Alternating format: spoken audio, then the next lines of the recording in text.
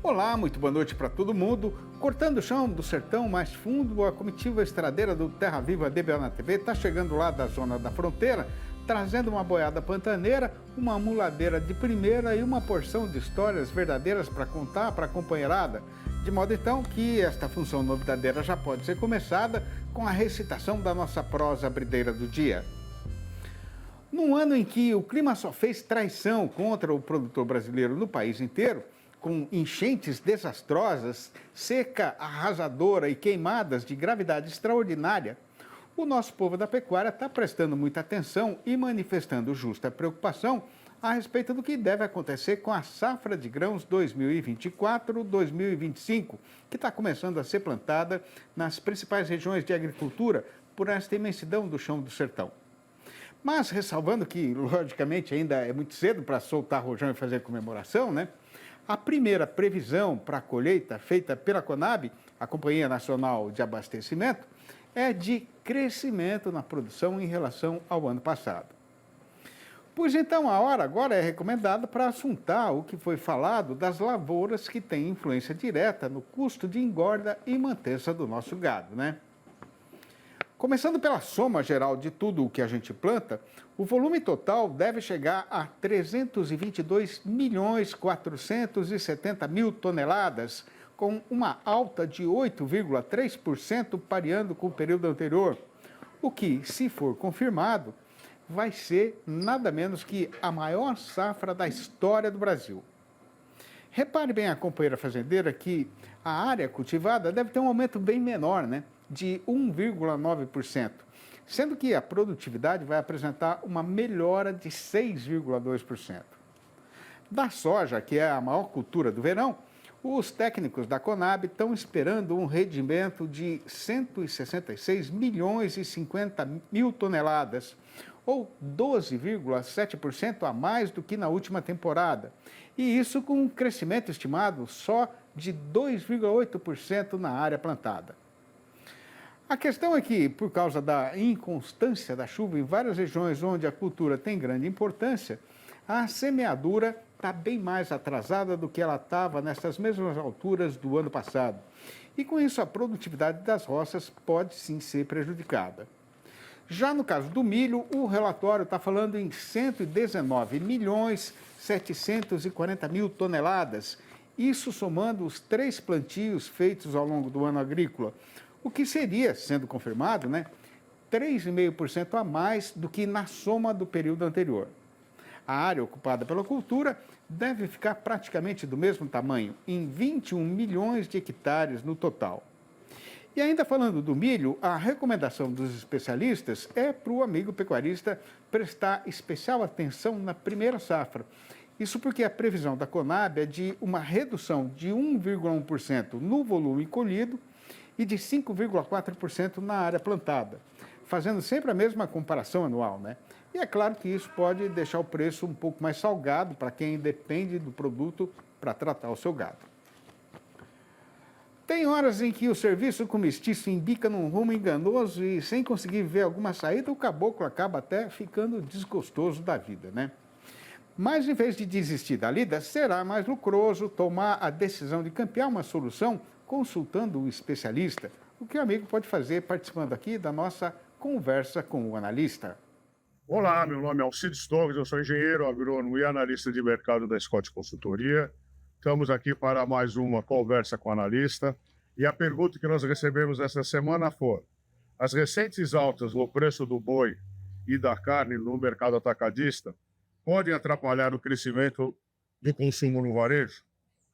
Que seria normal, né, nos meses finais de ano?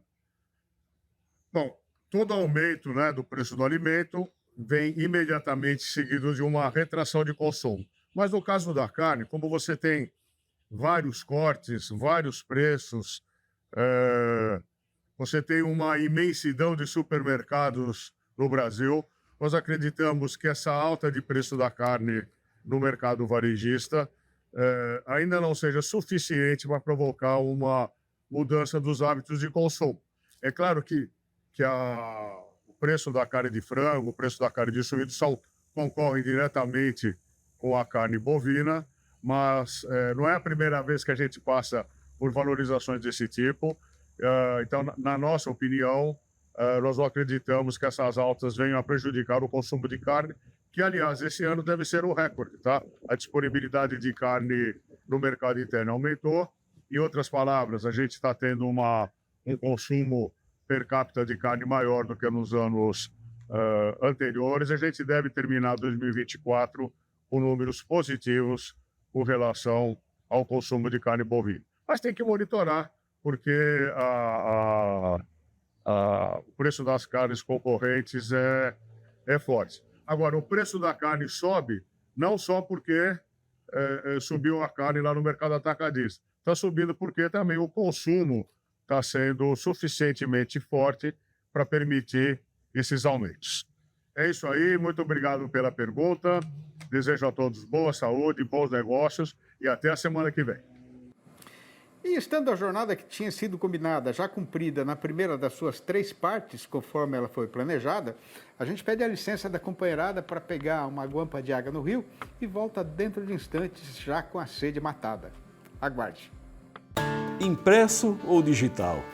Se você quer o melhor conteúdo para a pecuária, fique com os dois.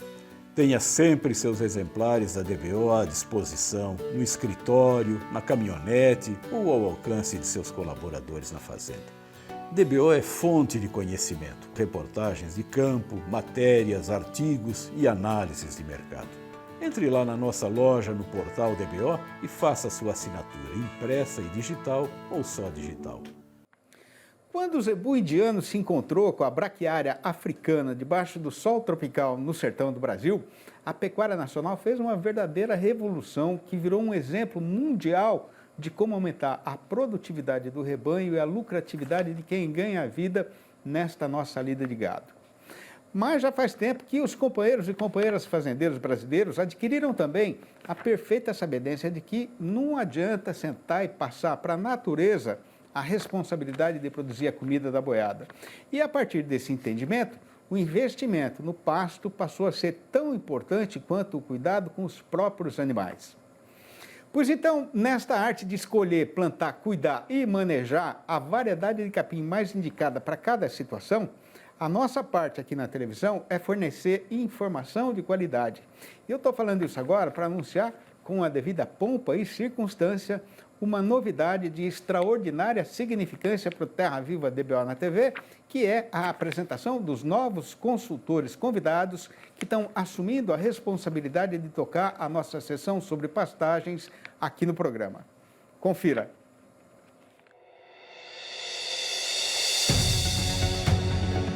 Felipe Moura é engenheiro agrônomo e mestre em ciência animal e pastagens pela Exalc-USP, a Escola Superior de Agricultura Luiz de Queiroz da Universidade de São Paulo.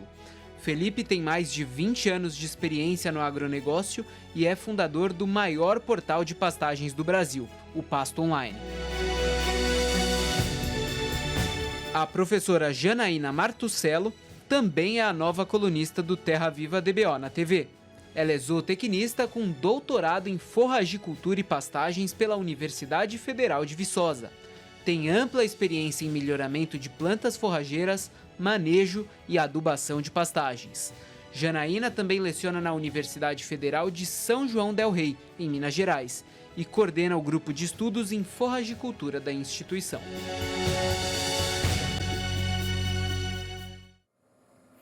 Pois então, é com imensa satisfação que a gente está recebendo a visita do Felipe Moura, que está aqui em pessoa e sabedência no nosso arranchamento eletrônico, para esticar uma prosa a respeito do que ele e a Janaína estão planejando para este nosso encontro semanal aqui no programa.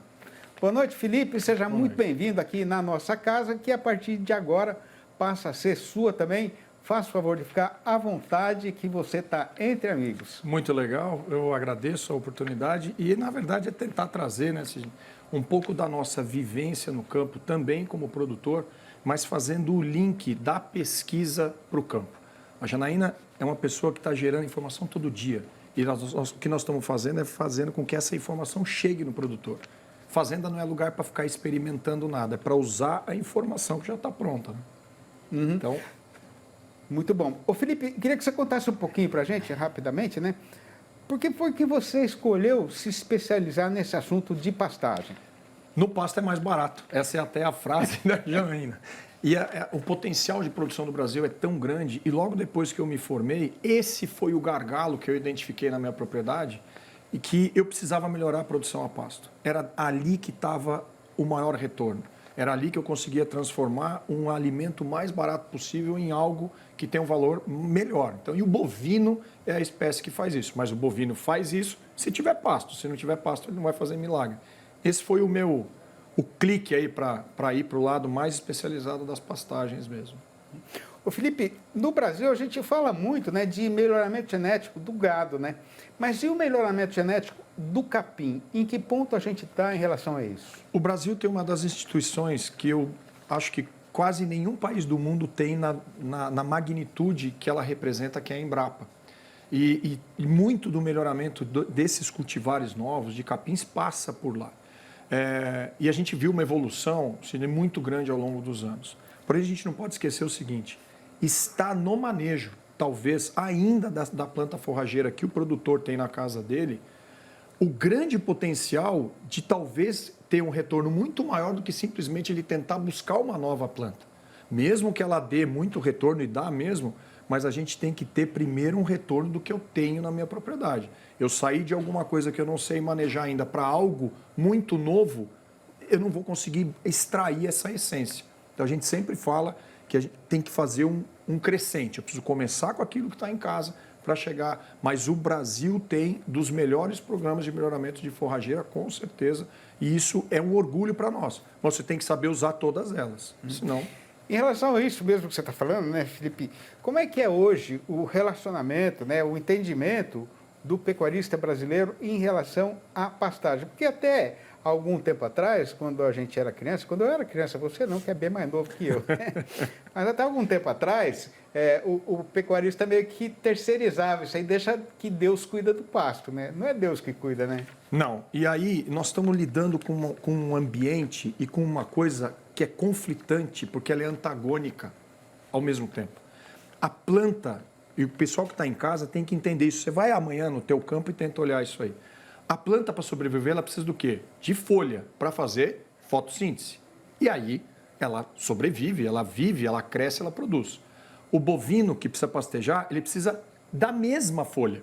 Então, olha que situação conflitante. Cabe a nós, pecuaristas, através do conhecimento, fazer com que essa interface, esse casamento funcione. Que eu mantenha o pasto produzindo e que o animal também tenha desempenho. A ideia errada de que, não, aqui não precisa nada, eu estou jogando sempre um contra o outro, né? Porque se eu estou rapando o pasto, eu não tenho folha para o animal desempenhar. Eu não tenho folha para a planta desenvolver. E se eu também estou jogando muito com baixa lotação e sobrando pasto, está perdendo igual. Então eu tenho que entender que existe essa congruência e ela acontece ao mesmo tempo. Ô Felipe, a gente tem no Brasil, né, dependendo de quem faz a conta, uma conta complicada de se fazer, a gente tem em torno de 30 milhões a 80 milhões de área de pasto degradado, né? É possível mudar essa situação? E isso está nas nossas mãos, e o pecuarista que achar que isso é difícil, não é. O principal insumo que a gente pode colocar dentro de uma propriedade amanhã é o conhecimento. Não é algo que tenha que transformar muito em termos de dinheiro, entendeu? Então eu preciso entender o que eu estou fazendo e mudar aquilo. Agora, a gente estava até conversando. Se você olhar pasto rapado, se você olhar solo exposto na sua fazenda, se você olhar o gado magro, se isso não te incomoda, a mim incomoda, tá? Mas se isso não te incomoda, provavelmente você está no negócio errado. Agora, se você quer ver pasto produzindo, gado gordo e não ver solo exposto na sua fazenda, com certeza você precisa mudar para a gente chegar nesse cenário. Do jeito que está, isso tem que te agredir. Então, nós precisamos melhorar esse cenário. Senão, não tem como produzir, né? O que é que o produtor brasileiro, o pecuarista brasileiro precisa fazer para o pasto dele não degradar?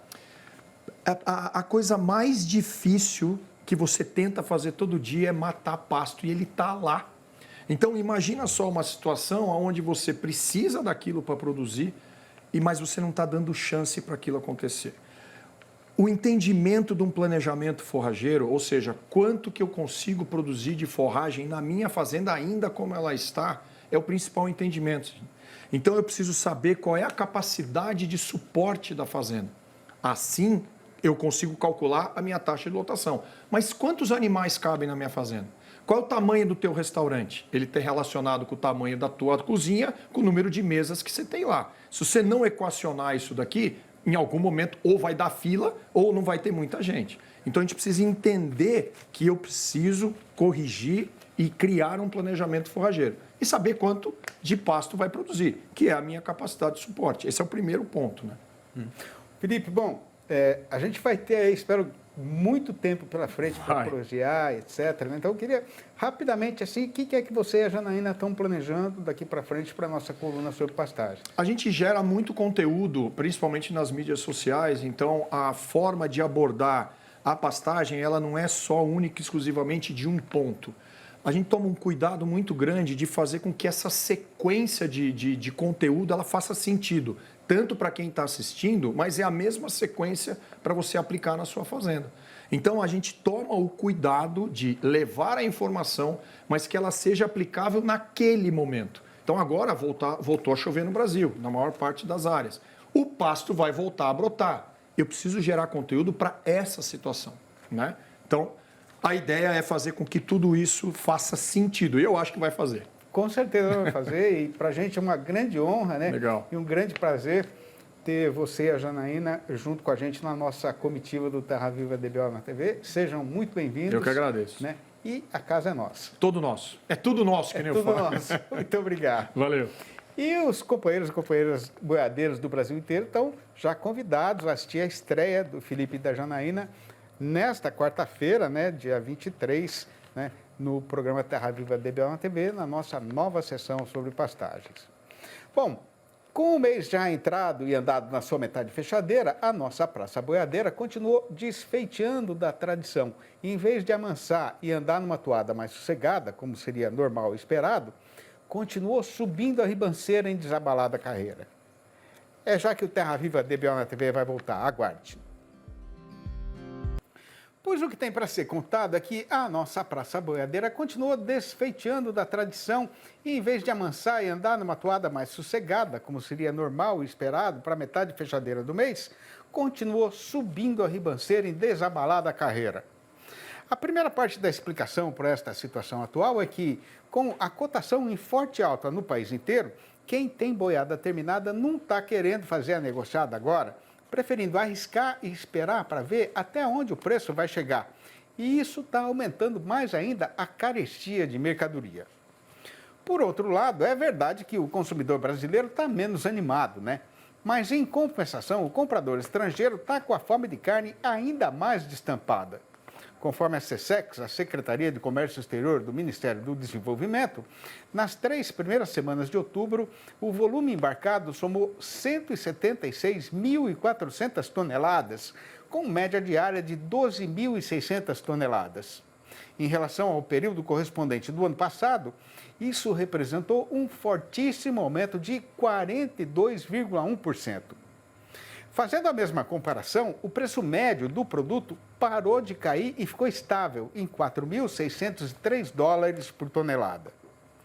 Juntando tudo o que foi falado e o que não foi também, o resultado foi que, no balanço do dia da Scott Consultoria, foram registradas mudanças nas cotações em 23 das 32 regiões pesquisadas rotineiramente em todo o Brasil.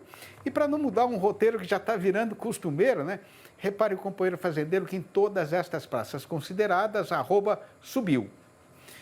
E, de novo, a lista destas arribadas foi encabeçada por Barretos de Araçatuba, aqui em São Paulo, onde a vaca foi para R$ 280 a prazo e ainda para descontar o fundo rural. Em Goiânia, capital do Goiás, a alta foi geral, com o macho passando para R$ 293 e a fêmea para R$ 280. No sul do estado, o boi foi levantado para R$ 292 e a vaca para R$ 275. No Triângulo Mineiro, a fêmea melhorou para R$ 277. A vaca também subiu sozinha no sul do Tocantins para R$ 260. No oeste da Bahia, o macho avançou para R$ 277 e a fêmea para R$ 260. No sul baiano, os preços novos são R$ 270 para o boi e R$ 255 para a vaca. Em Cuiabá, capital de Mato Grosso, o macho está saindo na base de R$ 285. Na região sudoeste, a oferta mínima pelo boi é também de R$ 285 e pela vaca de R$ 272. No sudeste matogrossense, a conversa começa com o macho a R$ 285 e a fêmea a R$ 265. Em Três Lagoas, no estado de Mato Grosso do Sul, quem quiser comprar vaca vai ter de desembolsar pelo menos R$ 280. Em Paragominas, no Pará, o frigorífico está pagando pelo macho R$ 285 e pela fêmea R$ 262. Em Redenção, o boi só sai se for por R$ 277 e a vaca por R$ 257. Em Marabá, o macho já está custando R$ 280 e a fêmea também R$ 257. No oeste do Maranhão, o reajuste foi só para o boi, que foi para R$ 275. No sudeste da Rondônia, já não se acha mais macho abaixo de R$ 285, nem fêmea por menos de R$ 262. No Rio de Janeiro, sai negócio a partir de R$ 307 para o boi, que passou na frente do de São Paulo e agora é o mais caro do Brasil. Nas Alagoas, o fazendeiro só entrega macho por R$ 287 e fêmea por R$ 275 ou mais. Em Santa Catarina, o boi finalmente arredondou os R$ 300. No noroeste do Paraná, o macho aumentou para R$ 304 e a fêmea para R$ 280. No oeste do Rio Grande do Sul, o boi encareceu para R$ 9,20 o quilo vivo, o que corresponde a R$ 276 por arroba. E em Pelotas, o macho se largou para R$ 9,30 o quilo, ou R$ 279 por arroba. Na imensidão do Cerrado, as flores do Cega Machado estão anunciando que acabou a espera, a primavera chegou e as primeiras águas da estação já estão lavando a poeira das matas e engrossando rios e cascatas. E agora já não demora para o sertão começar a demudar numa explosão de novas cores e lidas. E assim como as invernadas, a vida se renova e enquanto o tempo for deixando, eu vou ficando aqui, vivendo, apreciando e envelhecendo, sempre aprendendo, até a última jornada que me for concedida. Essas prosinhas rimadas que são recitadas aqui no fechamento da nossa empreitada de todo dia, que são todas de minha própria autoria, talvez não tenham tanto valor como poesia para o povo lá da academia, né? Mas tem perfeita serventia para ser um retratinho da beleza e da nobreza da verdadeira cultura sertaneja brasileira. E foi por ter a certeza de que, por este mundão do sertão, está cheio de gente que tem esta mesma opinião e tem este mesmo gosto que a gente, aí a gente ajuntou tudo e publicou nos 4 livros da minha série Versinhos de Caipira. E eu aproveito a ocasião para dizer que se o companheiro fazendeiro e amiga pecuarista que quiserem saber como fazer para comprar um exemplar ou a coleção inteira, podem ligar diretamente no meu telefone particular, que é o 11 98 224 1807. Repetindo, 11 98 224 1807. Ou mandar um e-mail para sidneymasco@uol.com.br ou ainda me procurar lá no Facebook. E tendo de continuar lida em outras paragens, a comitiva faz aqui a despedida dos companheiros e companheiras boiadeiros ou não e recomeça a viagem pelo chão do sertão brasileiro, deixando prometida a volta do Terra Viva DBO na TV para amanhã, às 6h30 e às 10h30 da manhã e ainda às 7h25 da noite. Um abraço para todo mundo e até lá então.